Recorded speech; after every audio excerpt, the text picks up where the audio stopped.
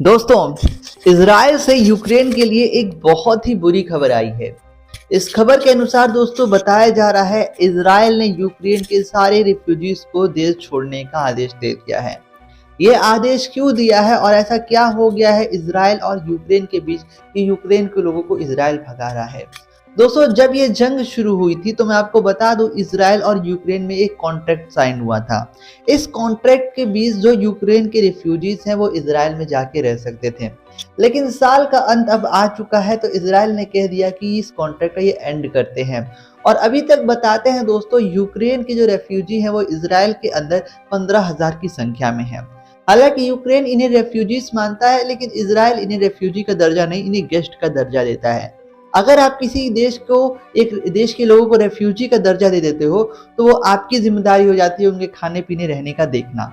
अभी तक इजराइल ने ऐसा स्कीम चलाया था जिसके तहत इन सारे लोगों को दोस्तों फ्री में राशन, पानी, भोजन दिया जा रहा था और रहने की जगह दी जा रही थी। लेकिन अब इजराइल बोल रहा है कि अब हम और भी ज्यादा फंडिंग नहीं कर सकते हैं, क्योंकि जंग हमें लगा 3-4 महीने में खत्म हो जाएगा और फिर सब नॉर्मल हो जाएगा। लेकिन यहाँ पे ये जंग हमें नहीं मालूम कब तक चलेगा और हम कब तक इन्हें ऐसे पाल पाएंगे। अब यहाँ पे दोस्तों ये जो गुस्सा सारा निकल रहा है ये ज़ेलेंस्की के ऊपर है।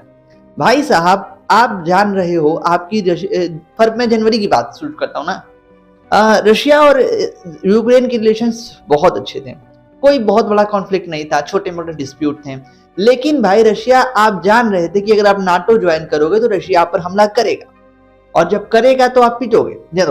दोस्तों मैं बताता हूं, अगर आपके पास पावर 1 गुना रहे आप 100 गुना ज्यादा भिड़ोगे ही नहीं। लेकिन पता नहीं ज़ेलेंस्की कौन सी बुद्धि से प्रयोग करते हैं और इन्होंने ये रशिया से पंगा ले लिया।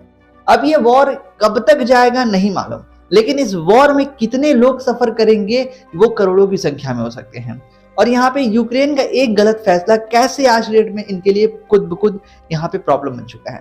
दोस्तों मैं कहता हूं, अगर यहाँ पे यूक्रेन नाटो ज्वाइन करना चाह रहा था और ईयू ज्वाइन करना चाह रहा था तो अभी तक ज्वाइन क्यों नहीं कर पाया? क्या नाटो यूक्रेन को चाह रहा है? जवाब है नहीं। लेकिन जो यूक्रेन है वो नाटो को चाह रहा है वो, हाँ, ये तो एक तरफा प्यार जैसा कुछ हो जाता है। और इसके वजह से दोस्तों यहाँ पे कहीं ना कहीं पूरी दुनिया अब तंग आ चुकी है, कह रही है यार चलो वॉर चल रहा है, चलने दो, हम तुमको नहीं रख पाएंगे। और ये सारा का सारा मैं यहाँ पे गलती कहूंगा ये ज़ेलेंस्की की पर्सनली। अगर वो दिमाग से काम लेते, डिप्लोमेटिकली काम करते तो ज्यादा अच्छा हो सकता है। आप सभी ने मिर्जापुर पिक्चर देखा है? जब मुन्ना भैया शरद के पास जाते हैं हथियार से हमला करने तो शरद भैया कहते हैं, यहाँ का आया हो मुन्ना? जौनपुर का कंट्रोल लेने आए। लेके जाएंगे।